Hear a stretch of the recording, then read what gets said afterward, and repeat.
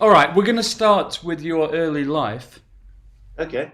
So tell us about growing up. I mean, in where was it again? South Africa. Right. In Durban.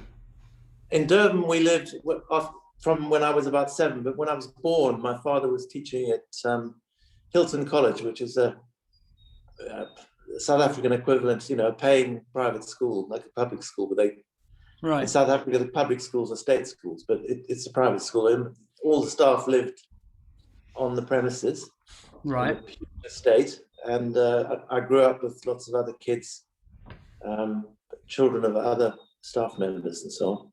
And then when I was 7, we moved to Durban Oh, right. Okay. And so when did you move to the UK? in 1970.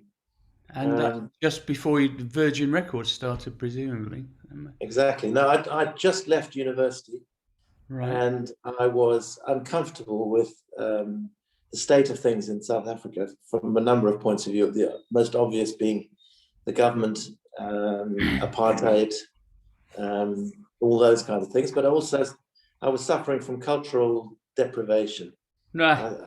I, I was a member of, along with obviously quite a few other people, but the Durban Film Society, and we would see a lot of films that were unusual or weren't likely to be shown in the cinemas in the city, and all that kind of stuff.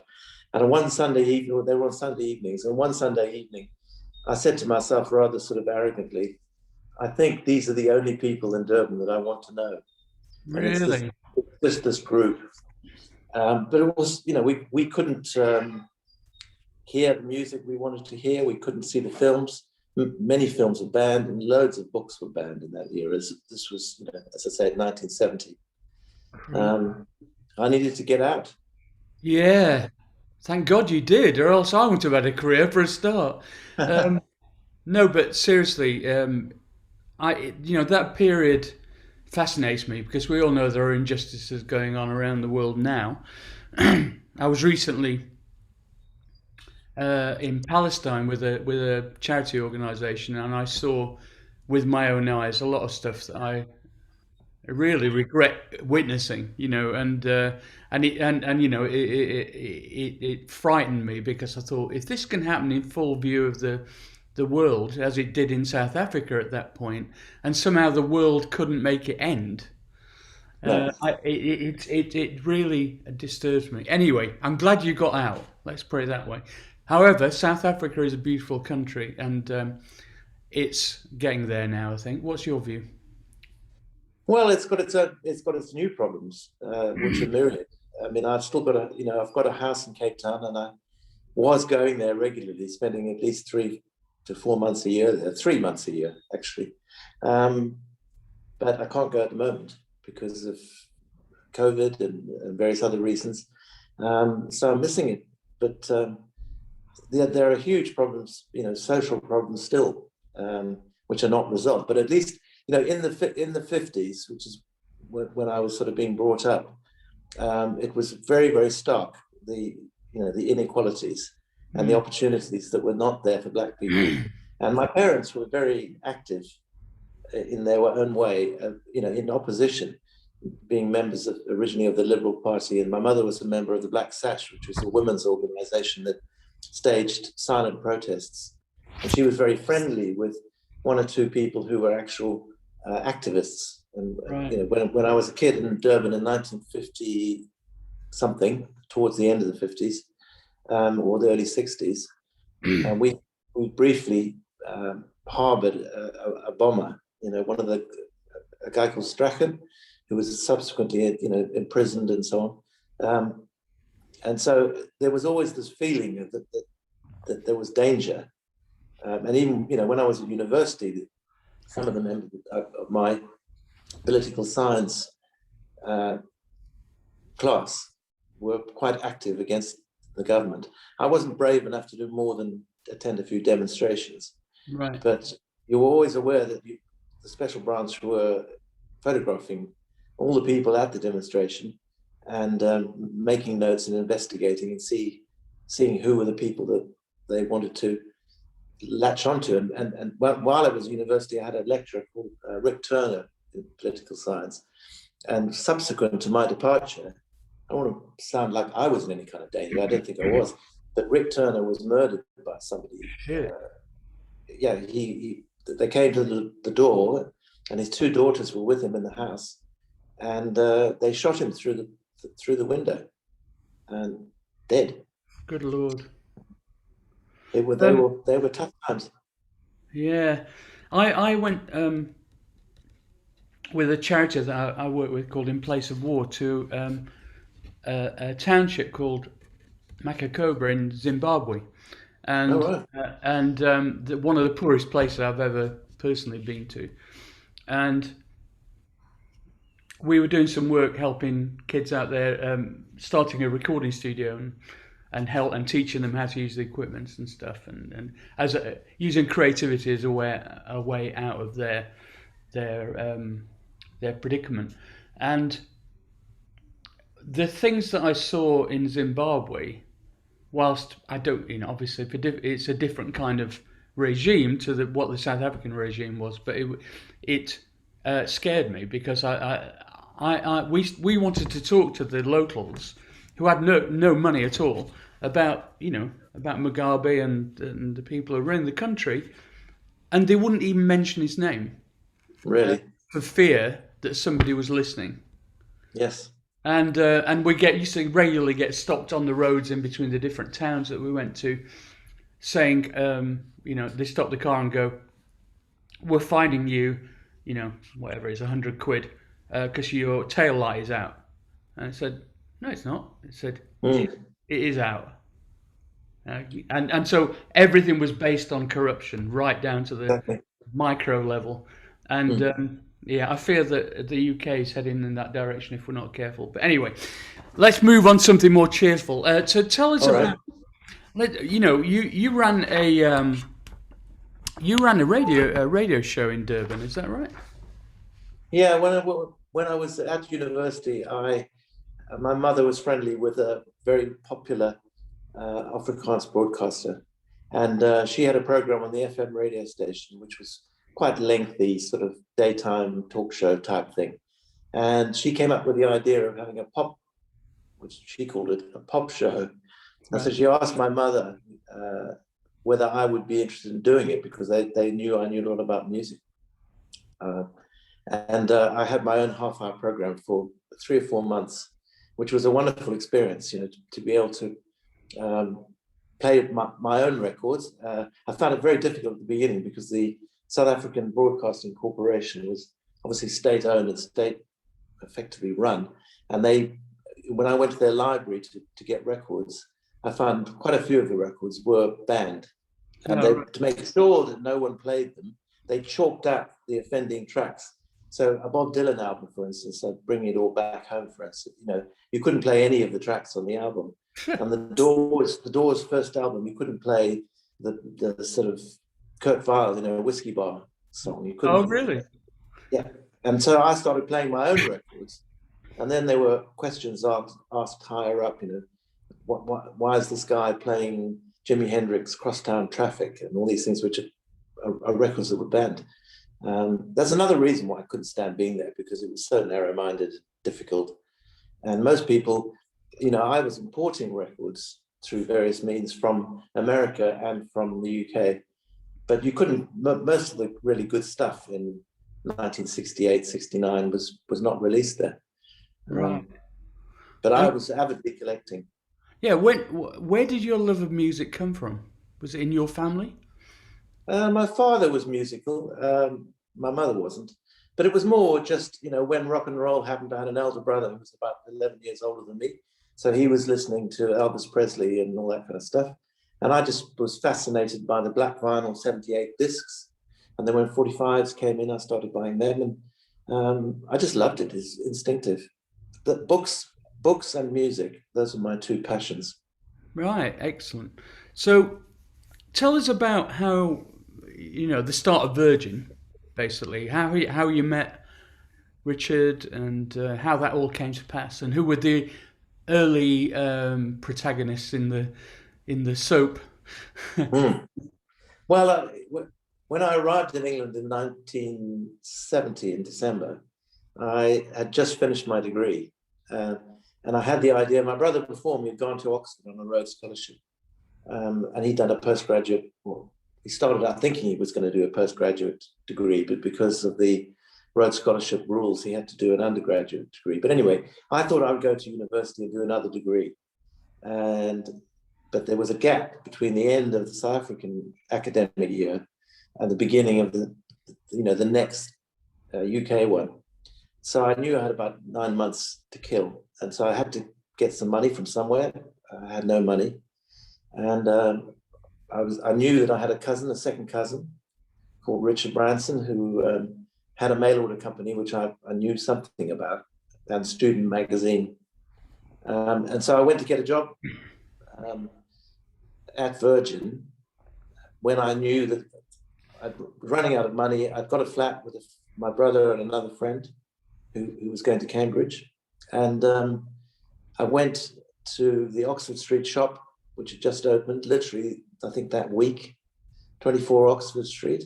Was the first shop, and I thought I was going to find Richard there, but he was at the head office, which was a bit of a misnomer because it wasn't very smart, but which is in Praed Street, or behind St Mary's Hospital in Praed Street.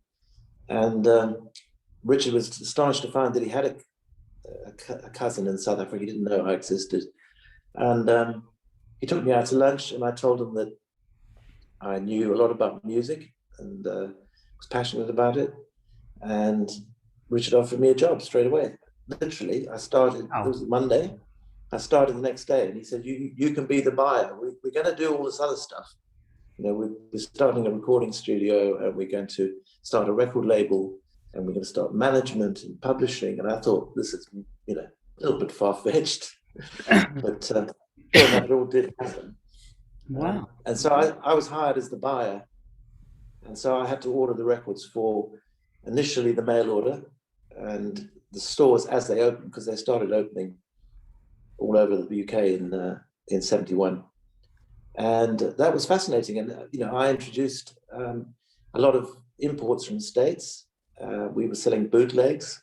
It was exciting times just to be immersed totally day by day in music, which is what I did anyway. It was just when did it? like a real job, really. Yeah. I remember the Virgin Records store in Sheffield. It was a revolution for us, because it was like, had this vibe of like, hey man, everything's cool. You can come and sit here for as long as you want. They had aircraft style seats that you could sit in and actually listen to music before you bought it. And there was an entire vibe, and it was all patchouli oil and all that stuff. And I saw, excuse me, I saw Gong perform, which were one Really, in the store? No, in the car park behind the store. Fantastic. They were doing cheese rock. I remember. I can't remember what the album was called, but anyway, and that was one of the first things. And of course, when he started the record label, the Faust tapes was one of the earliest records. Is that correct? Yeah, it was one of the first 4 releases. We had 4 records in the launch. It was Tubular Bells, that's 2001 catalogue number. Gong was Flying Teapot was 2002. A sort of Man Alive, which was a kind of jam at the Manor with a lot of people from Elkie Brooks to Boz to some of the folky types. It wasn't a particularly distinguished record, but we had it and we owned it. And then the Faust tapes, which was an album for the price of a single. It was 48p, wasn't it? 48p, yeah. I love that. You see, you got really, Mark. Did you actually? I bought that. I bought that record because I used to buy second-hand records just on the look of the cover a lot of the time, without even listening to them. And I thought, this sounds interesting. Oh, what have you got to lose for 48p? So I would say that kind of generosity of spirit and that kind of innovative thinking paid enormous dividends in terms of Virgin's reputation at that time. Sure, I think so. I mean, the records that I was listening to at that point, I had listened to the Soft Machine back in South Africa. I imported their first 2 albums, and I liked Caravan and the Canterbury sound. But I'd moved on really. I was listening to Captain Beefheart and Frank Zappa and Little Feat and American music. And when I got into the mail order company, everyone used to smoke dope during the day and get on with their jobs, either mailing out records or ordering them or whatever. And we listened to music nonstop. And that's the kind of music we listened to. So when Richard said to me, I want you to start the record label now, which was in 72, I thought sort of rather naively I was going to be able to sign bands like that, but there weren't any, not really. I mean, there was pub rock was sort of beginning to start and all that. But I went out and saw lots of bands, and I really sort of went back to this Canterbury sound.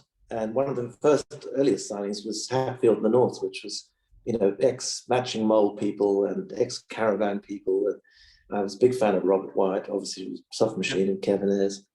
But I was determined to launch the label with original music that wasn't. I didn't want it to be pub rock.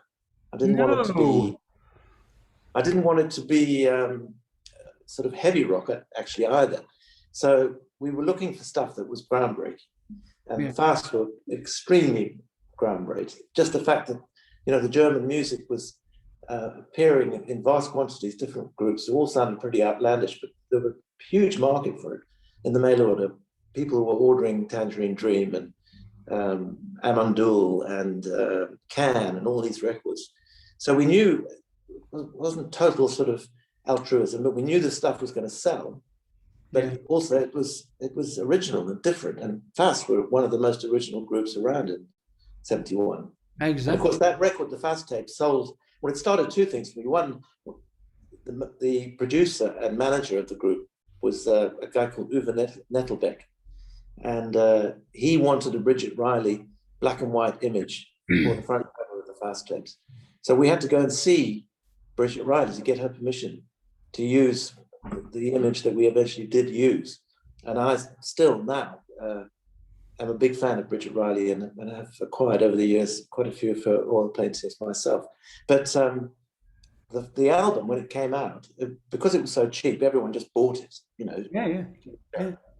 And most of them didn't like it much. I think it was used quite widely as a frisbee because it was pretty out there.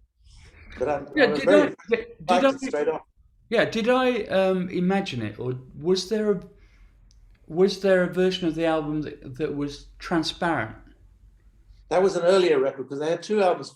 First of all, they were signed, very innovative, to sign a sort of avant-garde rock group to Deutsche Grammophon, which was the main Polydor classical, but Herbert von Karajan and all these, and they would probably have Stockhausen on their label and all that stuff. And the first record was it was like an X-ray. So it was transparent. Yeah. Oh, right. Well, the second record was called, what was it called? But it was opaque. It was completely black. So that was and then came the Fast tapes, and then our first record, which was Fast 4, which was the first sort of main, sort of under the signing of the group. It ended up being the only other record we put out because we fell out with them pretty much. But anyway. Did you? Oh, what a pity. I saw Fast perform at the City Hall in Sheffield, and they turned up. The set looked a bit strange because they had a pinball machine on stage, and they had there weren't many instruments. And then the guy came on, I started screaming at the audience in German, and then somebody came on and started attacking a block of concrete with a drill. I remember. And I think after 20 minutes, everybody in the crowd was going, "Boo, get off, bloody rubbish," all that stuff. I quite liked it. But anyway. They were supported by Henry Cow, which is one of our other avant-garde signings. Did you see them? You probably didn't bother to support band, forget it. You stay in the bar. Yeah, exactly. So when they got to the Rainbow, which is where they did the sort of final gig, Fast had this huge block of concrete and the guy with the jackhammer. And they had, I don't know, something like 20 or 30 televisions on stage, all switched on. And by some freakish thing, there was an opera singer singing. And they turned it up. And they had the jackhammer go. And of course, Henry Cow did something really amazing as the supporter band, using a lot of horn players and things. So it was a very memorable gig. But I don't think Fast were very happy with us because they thought that they were going to be huge, and it didn't really happen. And Kids don't do drugs, is what I say. it's If they ever thought they were going to be huge, I think yeah. they were a little deluded. But I like them. I mean, this begs the question: where are the record labels who have the perspicacity and the imagination and the passion to put out things on a whim, basically, which is what Well, Virgin. I haven't really followed them that much, but I mean, there's labels like Domino and other specialist type labels, and that have in more recent times found some very, very interesting and avant-garde acts. But the traditional record labels don't really exist anymore. I think nowadays people just look at trends. They look at the computers and find out what's been successful Exactly. in this country or that country. They sign bands based on whether they like those groups. Yeah. So That's not fun. That's marketing. that's marketing, exactly. I think marketing took over big time in the 80s, really, and the 90s. Yeah, and that's when the fun started Yeah, leaving. no, because in my case, I was the sole arbiter or the sole judger of what got signed and what happened, and I had a free hand completely because no one else wanted to usurp my role, really, and I just signed this stuff, and I got really lucky because Tubular Bells, Yeah, sold so enormously well, and then Tangerine Dream in the following year, '74, sold really well, and maybe people in the UK weren't that aware of it, but they were selling around the world, not just in the UK. They were selling obviously in Europe, and so I was sort of vindicated. And it's also to me, it's interesting that some of the bands that weren't commercially successful, like Henry Cow and Hatfield in the North, are remembered now, probably more than some of the, and very fondly, by critics and people who judge these things, than some of the more commercial groups that we were so successful with in the 80s. yeah. I mean, I think the kind of age of A&R departments headed by people like you, uh, Yeah. uh, uh, uh, we were very lucky. A lot of things had to come into alignment for us as the Human League to get signed by anyone, frankly.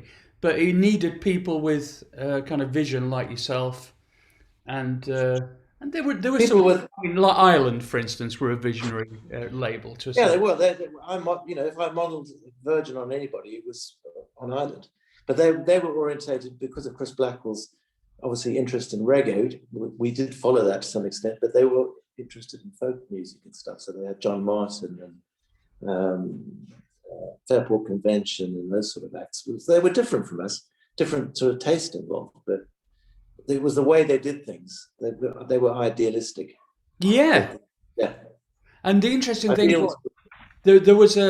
there was the kind of band immediately prior to the Human League, the Future, that where we is I like was going to Sam. ask you about the future because I read you came down to London to That's try and right. get a deal, That's and right. that you went to see someone at Virgin, which couldn't have been me, I don't think. And I was trying to work out who it might have been. It might have I, been Jumbo I think or it was Arnold. I think it was Jumbo, Was it and really Jumbo? I think it was, yeah, and Yeah. I'm pretty certain it was. The interesting thing was we had 12 appointments, 12 different record companies. Some of the majors, EMI, Polydor, etc., etc. And most of them said, "What the fuck is this? Don't darken my door again." I mean, not as rude as that, but that was the subtext. Most of them cut the meeting short. There's one funny Hmm. thing where Addy, who was the lead singer at the time, who went on to form Clock DVA, singer is an approximate term, by the way, but which is why we got rid of him. But he was in charge of bringing the. It was reel to reel tape. We didn't even have it on cassette. Our the demo. Demos. And Yeah. so we put them. We got the reel to reel out, and he'd fucked up recording them onto reel to reel. So it was like he was like Elvis Presley played backwards. Oh God. So the people turn it off and say, well, No, we got it. It was only happened twice, but in the end, we got it right. So, but the we two must have companies, signed you the next year, actually, pretty much. yeah, the two companies who treated us nicely and gave us some friendly advice were Virgin Oh, and good. Island. So it just shows that was like the acid test, really, looking back, and they were the two. Because of that, they were the two companies that we wanted to sign with, because we would be, as you know. Do you remember who it was? Was it Richard Williams at Ireland then? Can you remember? Do you know, I can't. Anyway. I remember. I just remember being impressed with the vibe in their office, which was very, Well, they had a much more lavish, and they had the studio as well. But that was all way Basing Street, but they were they at St Peter's Square then? Yeah. Or in Basing? Yeah. It was. Listen, any label that had Rock's music on was going to be high on our list. They were just gods to us. Yeah. But anyway, yeah. So we did that, and then of course when we released Being Boiled on Fast Records, we immediately thought you were the guys we wanted to go with, and we were offered deals by other people like EMI and Chris Parry's label. What was it? Yeah. Yeah. Well, he had the Cure, didn't he? Yeah, that's right. Anyway, but thank God we made the right decision. We got signed by your good self, and I just think your taste is impeccable. I'm not saying because he signed us. I'm looking at this list here. I mean, Japan, Club, XTC, Skids, Devo, Magazine, Orchestral Maneuvers, Simple Minds. Klaus Schultz. It's incredible. An incredible list of Well, I'd like to add things like, even though we didn't put out all the best Can albums, but Can, very good band. Yeah. But I mean, what a streak of amazing signings. I mean, for any period at any time, it's right up there. It's not like if you look at something like, the development of the Motown label, where they were creating their own content, essentially, and just drawing people towards them. This was really you, as an individual, your personal taste, albeit approved by other people, but going, this is the direction we're going in. It's like benevolent dictatorship. Yeah. And it drew other people towards it magnetically. Is that how you felt it went? Yeah, I think so. I mean, there were times when I had to go out a little bit on a limb, but most of the time it was the people. In the 70s, there was one group, and then there was another group really more in the 80s, and a sort of second generation. But all the people who worked on the label were motivated similarly. They were all passionate about music, and they would get absolutely messianic almost about some bands. I mean, XTC had a following like none other. Everyone loved them as individuals. They loved the music. Simple Minds later had a similar sort of following within the company. But I mean, when I signed Japan, most people had a rather jaundiced view of them because they saw them as this sort of glam rock group, sounding a bit a sort of mixture between Stevie Wonder and Roxy Music or something. And I don't know. I'd passed on them when they first appeared on the scene. But at that particular moment, which must have been in 1979 or 80, can't remember the exact year, I had to persuade people in the company. And luckily, a new press officer, who's someone who you knew very well, Keith Borden, had been the editor of Black Echoes, a black music broadsheet magazine. And he joined us as a press officer.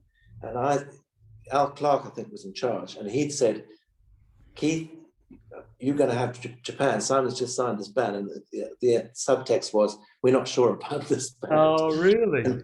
And Keith took the records back over the weekend to listen to their previous releases, just to familiarize him with the whole thing.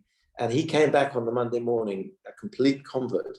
And that's what you wanted, someone in the company who was as interested, as passionate as you were, to persuade, first of all, everyone else, and then obviously as a press officer to persuade the music press and So and Keith had a big influence with Japan. I mean, it was he who told us to release Ghost as a single, which at the time seemed like a very unlikely Ghost choice. was such a fantastic. But he'd been seeing them live and seen how it went down live.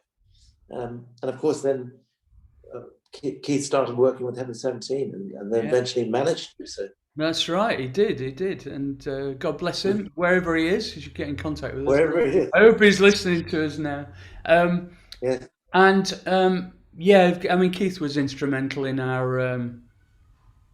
Well, let me just say, I just want to set the scene a little bit for people how Virgin Records was at the time, because we used to live in Notting Hill, not far away, and we didn't have a manager when we first signed with you. I mean, Bob Last was kind of looking after the business end of things, but we looked after everything else. And so we would regularly drop in, maybe 2 or 3 times a week, to Virgin Records at Vernon Yard, just off Portobello Road. And the entire vibe was, it was an organic kind of thing. You could go and visit any department you wanted without really any notice. And just kind of find out what was going on and enthuse people and get people's... It was all stuck together. And I do genuinely believe that when... that was a major part of the success of Virgin Records. And I genuinely believe when you moved to Kensal Rise, the vibe changed. And it wasn't... Yes. It wasn't as exciting. It was more kind of... felt a bit more corporate.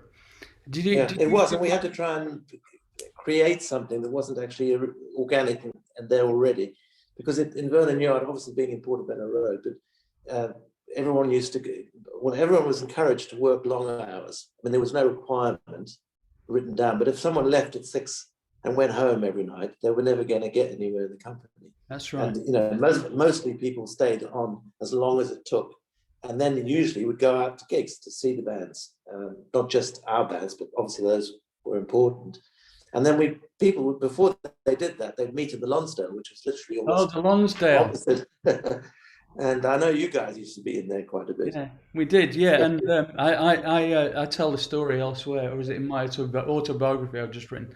I think we went there for like a couple of years on and off, and I never saw Richard Branson buying around. Once. No. Never once. It was always, I've forgotten my wallet. Gemma, can you sort it out? Funny that. Yes. Funny that, yeah. Yes. So, how was your relationship? Sorry, carry on. Bob was really he ran Fast Product, didn't he? So, yeah. But then he started to act as your manager. He did. He did. I found him a very congenial spirit. He was very smart. Personable, his taste in music. I mean, funny enough, I had a conversation with him on Friday, and I got through you. I got his number. Well, I got his email address, and then I called him up, and he was saying how the bands that he was into at the time were bands like Hatfield and the North, and the Canterbury bands like Caravan and Robert Wyatt. So he liked all the early Virgin stuff. So he could see where we. And particularly me, where I was coming from, actually. And you had a great relationship, you two, didn't you? I remember. Yeah. It all felt like one part of, from a band perspective, it felt like everybody was pulling in the same direction. I never at any point, one exception, when you didn't want to put Temptation out as a single, which, and you insisted that there was you didn't like the album version. Anyway, I'll come on to that in a minute. But you did like it, but you didn't see it as a single. But that was the only time I remember having a big disagreement with you guys, and particularly in that phase. I believe that we couldn't have had the success that we had without the kind of support, but the heartfelt support, not just financial and hey, you guys are artists and we're the business people. It was all. Well, Heaven 17 was probably more than the Human League in their later version, anyway. But the original Human League endeared themselves to the people at Vernon Yard because again, you were smart guys, and you were doing something totally original. That so many elements people hadn't really seen before, and you put the not the hard yards, but you were there in the record company day after day, and became friendly. No, not at all. I think that's what they all got off from, working with the artists directly rather than it being them and us I mean, obviously, there were some acts we didn't get on with, but few and far between. I think Jimmy Nail was one of the acts that we didn't get on that well with, but that was not Really? surprising. Yeah. I don't know why his name came to mind, but there it was the case. Yeah, I remember hearing that at the time, actually. So there was a rumor, and might be able to confirm this, that I think it might have been in Richard's book, um, that there was some kind of cash flow issue with Virgin round about the time of between Penthouse and Pavement and Luxury Gap, and that there were a few albums, and probably Culture Club was the main one, that kind of rectified that situation. But it was looking kind of dodgy at one point. Is that right?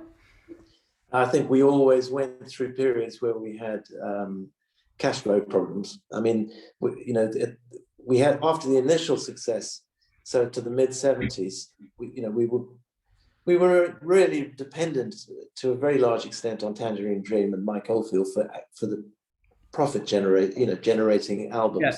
Yeah. And we had to resist the temptation, or I tried to resist the temptation to release too much product for them. I mean, because Tangerine Dream themselves needed the money, so they made too many records, and it's always better to keep the public a little bit, anxious, waiting for the new thing, and rather than flooding the market all the time. But we had a big change of direction in the late 70s. We needed to find more mainstream acts, so we actually signed Ian Gillan and some heavy rock, and just tried to broaden the range of stuff that we had. And the first one that sort of solved things was Phil Collins, because I can remember having a staff meeting with everyone in Vernon Yard, which must have been in 1980. And the Human League had been with us then since 79. We hadn't had much commercial success. But anyway, it's another matter. But I remember I used to look at the sales figures and see that the albums, even though the Human League albums, even though they weren't huge chart albums and we didn't have the hit singles, but they were always selling, which was such a good sign. But anyway, so Phil Collins came along, and at that staff meeting about the annual salary rise, I said there's no salary rises, but if we have a platinum album, you'll get the rises. And Phil Collins hit the spot, with In the Air Tonight, and then that started us on a roll. So between 81 and 83, we were just, everything we touched happened. It's amazing. And Human League in the second incarnation were really successful. Heaven 17 were, Japan were, Simple Minds were, and then of course Culture Club, which were probably not my favorite of those bands, but boy, did they sell records. I mean, it was astronomical. Amazing, isn't it? You think about all this stuff now, and I think Colour by Numbers sold 20 million albums. What? Yeah, I think so. I mean, that Michael Jackson, I think, had the record of 40-something million. But I can remember the fact that Colour by Numbers sold in Canada. It was a million albums in Canada. Wow. It even put the Human League, into the shade, because they didn't sell everywhere. They did sell worldwide, which is probably what sustains their live career now. That they can go to South America and play. People know who they are and stuff. I'm talking to George next week. Actually, he's doing the podcast, and and they what messed them up was, obviously the drugs. That was a big factor. So they didn't make such good records after Colour by Numbers. No, that's true. And the constant bitching between George and John. Yeah, George and John and all that, and we're on, we're off, we're on, we're on. You should have made an album out of it. Anyway. So I was looking at this article describing Virgin at the time, and it said possibly the coolest record label in the world at that time, and I think it probably was. And another quote I like was the Audio Arts Council.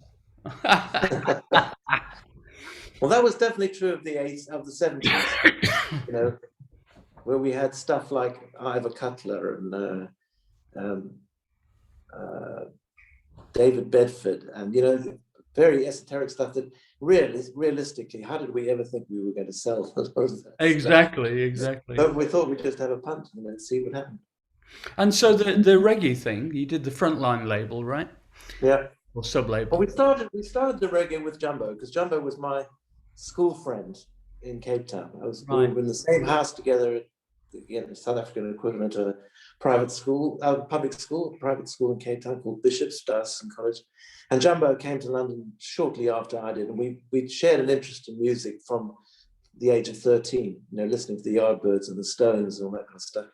And when I got to know Jumbo again later on, he was really into black music, and he and Trevor Herman actually started a label just putting out world music, but African music from Zimbabwe, from Kenya, from South Africa. I mean, I think one of the records, their very first releases on their label, was called The Indestructible Beat of Soweto, or Oh something. yeah, I remember that. Yeah. It's been voted one of the best 100 albums ever made by Wow. Rolling Stone magazine. And I just listened the other day to volume 6 that Trevor had compiled, which came out on Stern. And what a great record it is, So, although Jumbo sadly died, I don't know Oh whether no, when was he that? died about a couple of years ago. Yeah, it's Oh, very I But really yeah, liked it. so Yeah. Jumbo was mad on reggae, but we all were. When the Wailers started to become well known, and we listened to ska and all that kind of stuff in the mid-70s. We signed a few experimental things. But the first, I think, reggae record we did was by B.B. Seaton. And then we started going for it in sort of 76, 77. And we signed Johnny Clark, we signed the Mighty Diamonds, we signed U-Roy, and we signed I-Roy, and All the Roys, in fact. all the Roys, anyone who rapped. Yeah. And we then found that our export company was selling huge numbers of these sort of particularly rap records in Nigeria. And the numbers were so great that we were actually chartering jets to get the product out there, because it was not a good idea to let the locals manufacture, because you couldn't keep a handle on what they Right. were doing. So we would export finished product. And then that culminated in the starting of the Frontline label and signing even more reggae acts in 78, that sort of period. Cool. So that was in parallel with all the other things that That's were really going on. good. So tell me about the signing the Sex Pistols then. Well, I got approached by Malcolm McLaren, who's very obnoxious and aggressive, and he And played me these tracks, and I must confess I was as much put off by him as by the music. I wasn't sure about the music, and it sounds pathetic now, but I thought, well, I'm going to be more comfortable with this other band that I've just heard, the Boomtown Rats, which, as I said, yeah, that they're sounds not. pathetic. Yeah. It does sound pathetic, but Bob Geldof came in with Faulkner O'Kelly, who was his manager, and he was very impressive, and the way he is articulate, and they were playing R&B, and it was like a more acceptable than the kind of pure aggression of the Sex Pistols. And I'd been to see the Sex Pistols play at the 100 Club, and I'd seen them at the screen on the Green, and it was a very scary and aggressive, with bottlings and all that kind of stuff. So anyway, I passed on the Sex Pistols. That's well known. And then, Anarchy in the UK came out, and I thought, boy, have you made a major error. And then, of course, we had a second bite of the cherry, because Richard was then able to pursue Sex Pistols and Malcolm after EMI had dropped them and A&M. And then we were determined that nothing that they did would put us off. And at the same time, I was trying to sign more sort of rock acts. I actually said somewhere that I wanted to sign an act like I was going to say Status Quo, but it was more actually Noddy Holder and Slade, because Peel liked Love Slade. Slade. Love Yeah. Slade. And I signed the Motors, they were very successful Yeah, yeah. in 76 with Airport and Forget About You and all these. Anyway, but we were trying, and suddenly more acceptable to me, let's say, initially, was Magazine, because I liked Magazine. the Buzzcocks, but the Magazine was perfect. Magazine Because was Howard was a brilliant. dream to deal with. Yeah. Brilliant. I mean, the Magazine are one of the most underrated bands from that period, I think. Sure. Um, And we put them on tour, and Simple Minds were negotiated their way on a support band. And I remember thinking then that Simple Minds weren't as good as Magazine. And Yeah. of course, what I've missed was that Jim Kerr had a lot of, healthy sex appeal, Yeah. and Howard didn't have quite the charisma. So they were famous. It happened to the Human League, where you did, when the Holiday 80 EP came out, and you got Top of the Pops for Yes. the Gary Glitter song, and you went down after doing Top of the Pops, which was almost unheard of. The Yeah. same It must thing have happened to really worked. That. Yeah. Magazine had their first single, Shot by Both Sides. They got Top of the Pops, and Howard made the mistake of putting on white cakey makeup, and the single went down. And just disaster. Usually, you felt if you got Top of the Pops, you had it made. Yeah. Yeah, that was a big upset. That, in fact, that was the beginning of the end. Really, that was the beginning of the end of the early Human League, I think, because then we So started how chasing did our the tail. argument start? Did you start arguing internally, or I say I did you don't know know? what you're. I don't, Simon. I think you're an honourable man, so I don't think you really had any inside um, driving mechanism in this. But Bob Last has since admitted that he manipulated the split, basically. Mm, And obviously there was, whilst you were very gentlemanly about it and didn't really exert a great deal of pressure on us to say, look, you've got to have a hit or else we're going to drop you or anything like that. But it was obvious there was a certain amount of, okay, we've done the cool bit. Now we need to earn some money back. sure. And Bob was very good at feeding that in. And what he planned was he just saw that Phil was should be a more traditional pop star, really, Mm, and he couldn't see that happening between when we were in the same band because my ethics, Ian's ethics were more kind of purist, not mm. avant-garde, but more experimental, should we say? And I think ultimately it was right. But also, don't you think that that was clearly the case? But also, you were more into black music Yes, and, and and and Phil rhythm, didn't like black music. It's no, and rhythm. So the big problem when the Human League tried to make it on their own was that it just sounded stodgy, right. Whereas you'd obviously done "Don't Depend on You," which was some Yeah, pretty sort of funky track. yeah. That was an indicator of where you were going to go. Well, that was the proto. Yeah, that was the proto Heaven 17. Oh, got That, rid of it. Somebody tried to enter all right. Okay. my Zoom. Okay. Did they? Oh, interesting. Yeah, Um.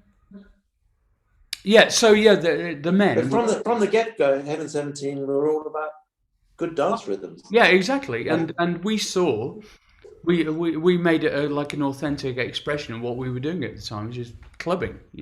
Yes. So we wanted to incorporate that into the new band, which was 717. But the irony of it all is, I've got a particular perspective on it, but I can remember that Phil was so sort of doctrinaire about the instruments that were used. So he didn't want guitars and he didn't Yeah. want real drums. But then it was Phil who said to me, the producer we want to work with, because we need a producer desperately, because they weren't making convincing records at home in Sheffield. We need somebody really good, and I want Martin Rushent.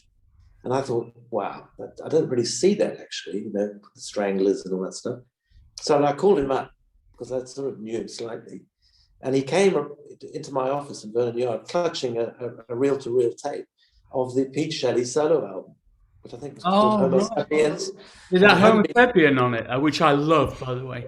Yeah, but it That hadn't could have been been a massive released, so hit. no one had heard it. And that was the first time that anyone had used the Lindrum on that record. Right. And the You two of us talked. you introduced us to the Lindrum. You Did were I? the one who turned us on to the Lindrum. That's why Yeah. 2000 Pavement sounded like it did. You said, Oh, I've right. just discovered this thing. It must have been that album that you were using. Yeah. So amazing. Yeah, I mean, I have to thank you for But that. anyway, so Martin Rushent re-recorded "Sound of the Crowd" using the Lindrum, and we had this, sort of similar sort of incident with Bob, because Bob, in the meeting at Vernon Yard with Phil, played the track, and Bob said it's not good enough, and I said I think it is good enough. I think it's going to be a hit, and Phil wanted to put it out, and we put it out, and that was the beginning of the new Human League, because it was a hit. Yeah. Yeah. So, so I think we've established that it wasn't your idea to split the band. Was that? Is that? No, it was the last thing that I would have wanted. I'll be honest. But when Bob said to me, "It's inevitable," where I supported him was in saying that there's no way that we would give up willingly the name the Human League. It's already established. Yeah. It's already got a good reputation. There are these record sales that I was aware of, not exceptional, but steady, not stopping. It'd be madness not to keep the name. And I think you were determined not to continue the name, but I don't know what the arguments were about that. No. It's interesting that you don't know this, because Bob claimed that you did know it anyway. But he's such a Machiavellian character. He was trained by the Sex Pistols manager, wasn't he? Malcolm McLaren was his mate. So, yeah, I need to move on to your love of modern art and motor racing and publishing. Okay. So tell us about all that, how that developed. Well, when the publishing, I can start with. I don't know where you want me to start, but when I stopped working, because we sold Virgin Records, which was something I wanted to do. I wanted to change. I'd lost interest in the music business, really. I felt I'd done it. I know it sounds arrogant, but we had a huge amount of success, and I didn't want to be a kind of corporate player, to move on in the business, any of these things.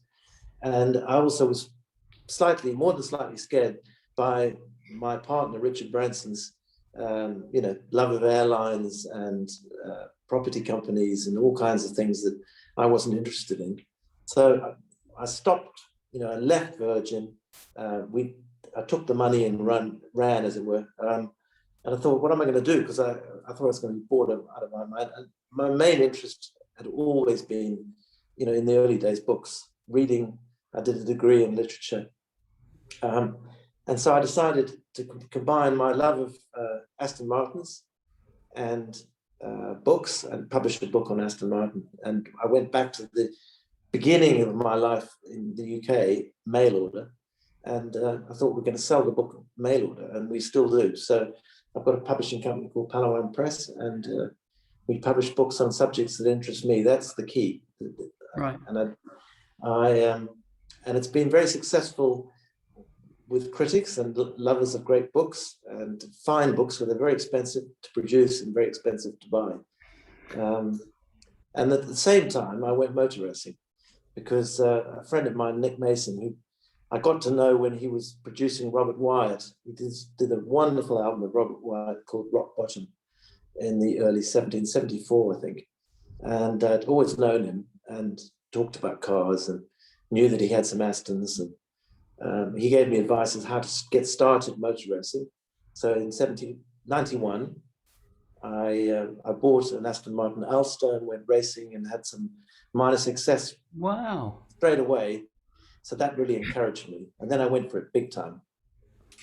So I had the two ingredients. I had the money, from the Virgin sale, and I could buy the cars. And I wanted to have a complete set of significant Aston Martins, and particularly the ones that could race. And the racing cars had to be cars with racing history, so that had done, great things in period. And then I raced them. Entered that world where, strangely, there were quite a few people from the music business there. Mark Knopfler, Tony Smith, the manager of Genesis, were racing, and of course Nick and Dave Gilmour from Pink Floyd. So that's motor racing. And then at the same time, when I was at Virgin in the 70s, right at the beginning, I had to be the art director. So I, was the one who, with Richard, obviously, found the Bridget Riley painting for Fast Tapes. We found Trevor Key, who did the sleeve tubular bells. We had people coming in constantly to try to get to do record sleeves, and even bizarre people like, oh God, what's his name now? I've just forgotten his name completely. So I'm going to just lose that. All right, we'll lose that. Made of thought. Let's move on to Ray Smith. Well, yeah. Ray Smith was the at Cambridge with Henry Cowell, and they asked him to do the sleeve for their first album, which was a woven I love that. Beautiful. woven stock. Yeah. Yeah, and the album was called Legend, and I got to know Ray really well. He did these sleeves for the first 3 Henry Cowell albums, and then I commissioned him to do other artists. So he did White Noise, Kevin Coyne, and then of course Heaven 17. So Yeah, which 3 albums at least. it's so sad that he passed away recently, but Yes, yeah, listen, but great. we remained incredibly close friends over a period of time. We used to exchange um, mutual art products. Actually, Really? his were more valuable than ours, but it was like a strange kind of dialogue we had in art right until the end of his life, actually. And I just want to pay tribute to Ray Smith because without him, the vision that we had for M17 would never have really succeeded in the way it did. Really?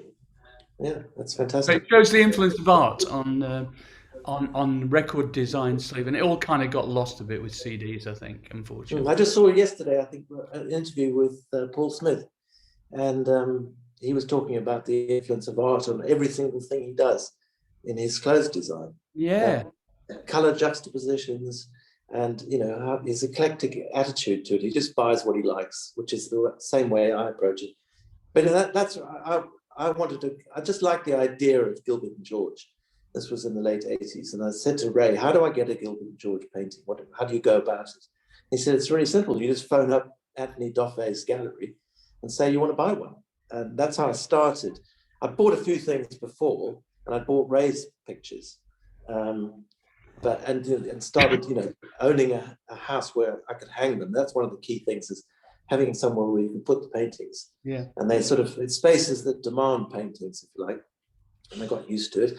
But then again, I had the money in the early 90s, and I could buy art. So I started, because I was on the mailing list of Anthony Doffe, when Gerhard Richter did an exhibition with them in 87, they sent me the catalogue, and I'd never heard of Gerhard Richter Wow. at that time, but I thought, this is right on my street. Yeah. So I went and begged, and I got to buy an abstract, and then subsequently they let me spend more money and buy a landscape. And then I started buying, so in this room I've got a mirror painting, I've got a color chart, I've got a calendar, 12 little paintings on card, and more abstracts and more landscapes. And they proved to be amazing investments, no doubt. They did. Yes, I mean, they did. So they went up. I mean, I think at one point, I think now, more recently, I think Peter Doig and David Hockney have become the most successful sort of living artists. I mean, Hockney is incredibly, but definitely Gerhard Richter at one point was the most expensive living artist that there was. So anyway, then I started following, various sort of almost random leads, and so I got very interested in British pop art, and started collecting, Derek Bochier and Joe Tilson and all that kind of stuff, and Patrick Caulfield, and so on and so on and so on. And it's never stopped. I'm still buying. Major enthusiasm. Great. And, lens of fibre until my gyro comes through. Yes. I think you've made a very successful career for yourself in various fields, though. Yeah, I've done all right, but diversified, to say the least, and nothing like that. But I must admit, my rewards will be in heaven, as they say. But anyway, we're going to wrap it up shortly because this has just flown by. But it's been amazing. Thank you so much. I wrote. There are a couple of notes I wrote down. One was you and a very, very small crew of people in the A&R world created the idea of A&R as a kind of world-class, almost like sonic art curation thing. And I know it all boils down to a simple thing, that it was all your taste. But I think it's much underestimated, that skill of being able to not just predict things for commercial reasons, but to believe in, sign, believe in, support, and encourage. Because confidence is everything. It's the same in sports. It's the same for musicians. If you don't have, if I signed to a label and I didn't have the confidence of the label, then it all evaporates for me. Sure. And I think it is for a lot of artists. And I think I want to give you complete 100% kudos for enabling me to have a career.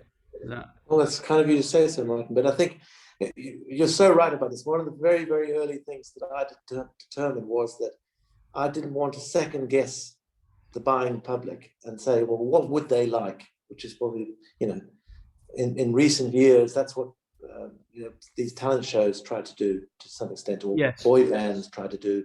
What would the public like? Let's try and manufacture something for them that they will like. I took the view that I'm a punter, I'm yeah, a fan, and yeah, I was a fan at the beginning of Version. That's the important thing to emphasize, that I was I was 20 years old when I joined Virgin, and we started the label at 22. And I always thought, well, if I like it, I'm not that special, but if I like it, then other people will that's like it. And I've just exactly how I feel. yeah, and it's Exactly. the same with art. Actually, you just got to follow your, what do I like, and if I like it, then I'll buy it and put it on the wall, and never sell anything. That's the trouble. Although it's true to say that every now and again someone comes along and offers so much money that you think, well, no, I can't turn that down, and I can buy something else with the money. So anyway, Yeah. So I've got another question here. What does success look like for you now? I mean, at this stage of your life, what are there any ambitions that you have left? well, I'm enjoying publishing books still, and I apply the same principle there. We don't stint. We go for the best ingredients. So we go for the best binding, the best paper, the best. And I like to make books that people obviously love. And I'd like to continue to be able to do that. And I don't want to stop, actually. Great. So during the COVID year last year and this year, we managed to publish books, and we're working on one now. I've got a meeting this afternoon on Zoom to go into the next stage, where in fact all the little strands come together, because Paul Kinder, who I used to play squash with and tennis with, but he was in the music business as long as I've been, and Julian Baum, I don't know whether you ever encountered him, but he was used to do the stiff sleeves, and he did the London Calling for the Clash. He was doing sleeves in the 70s, and then he's into cars, and he's designing the book we're working on at the moment. And so we're going to be seeing one of his designs actually at 3 o'clock. So it's quite exciting. So it's got all the same ingredients, except maybe music. Yeah, Although I have been looking at doing music books, but we haven't come across the right one yet. yeah, interesting. Well, I just thank the Lord that you were around when you were, because see, everything you've done has been driven by a passion and a Yes. genuine, authentic love of the subject matter that you're dealing with. In obviously, from my point of view, music, but publishing, art, everything, and it shows that to me that creativity can take many forms. It doesn't have to be, you don't have to literally paint a picture. You can be a person who supports the arts, and you can be a person Yeah. who curates essentially your experience and experiences for the general public. And I think that's just as valuable. So thank you for that. Right, now this is the daft bit, because I always ask everybody kind of some smash hits type questions at the end, like what's your favorite, whatever. So, what's your favorite book? Well, I always say Catch 22 by Joseph Heller. Right. Um, uh, whether that's still the case, but it was very, very influential on me when I was 13 years old. It had a powerful social message, but it was also extremely funny and unusual. Yeah, yeah, Um, and But I also liked the whole era of bebop jazz from the yeah. 50s, and I liked those sort of writers, the beat poets, Yes. Jack Kerouac. So I collect modern first editions, and I can tell you with books. So I like Julian Barnes, I like William Boyd, and I've got all their first editions. Wow. And that's, there's there's many keep and counting writers that I really like. There's a John Lanchester who writes novels, and I've recently discovered him and then bought all his books in first edition. So you've got a pristine copy. Anyway, I'm a big enthusiastic for collecting, and collecting books is one of the things I like to do. So what was the next one? Film? What's your favourite film? Film. Blower, probably. No, I don't know. Oh, what a film that is. Antonioni. Yeah. Yeah. Excellent. Okay. TV? I mean, Well, I've it could just be been. anything from contemporary series through to something from the past, or Well, there's tons of stuff I like on TV, but again, I just referring to the last week.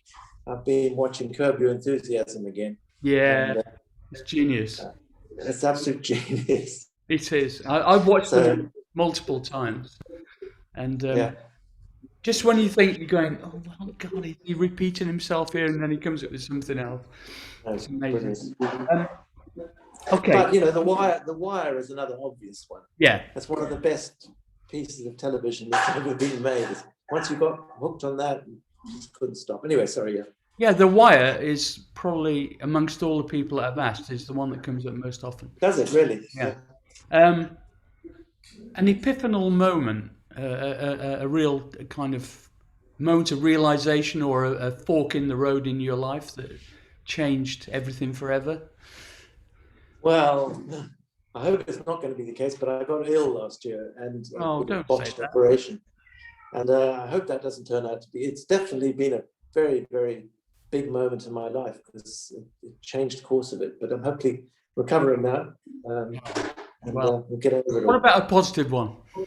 Positive.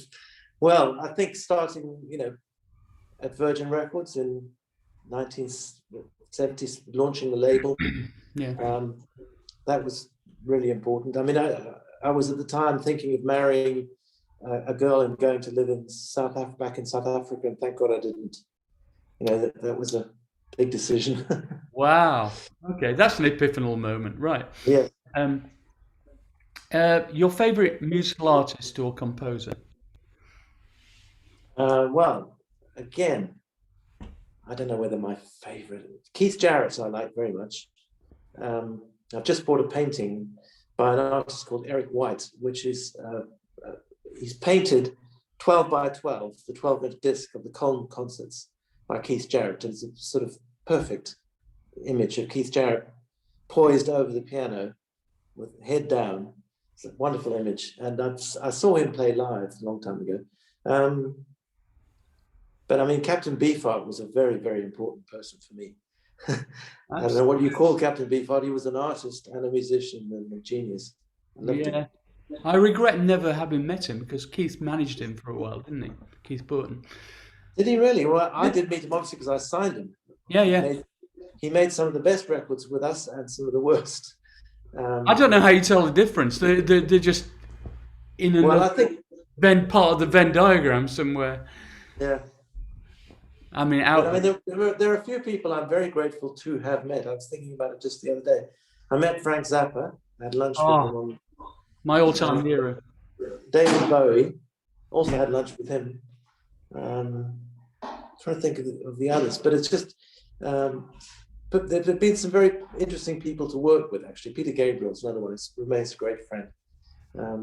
Very grateful to have been able to work with him on two fantastic records. Yeah. Sledgehammer. Which were those records again? So I think one of them. I think what was So one is fantastic. Yeah. I mean, amazing. I'm going to try and get him on the podcast, actually. I might ask you for his contact details. No, I've not met him a problem. few times. Have you? Yeah, he's a nice guy, very nice guy. He's one of the first. He really delivers real on every level.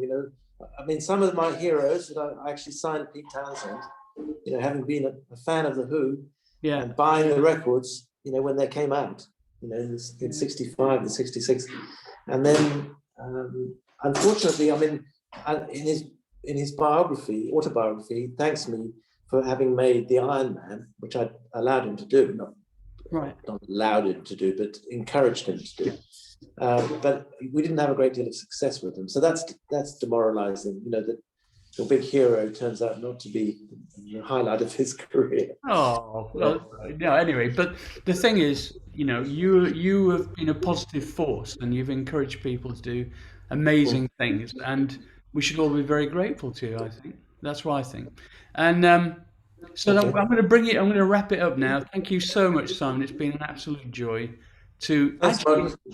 to give you the kudos that you deserve, which oftentimes is forgotten. Well, And thank you. I've enjoyed talking to you. oh, It's been thank you. great.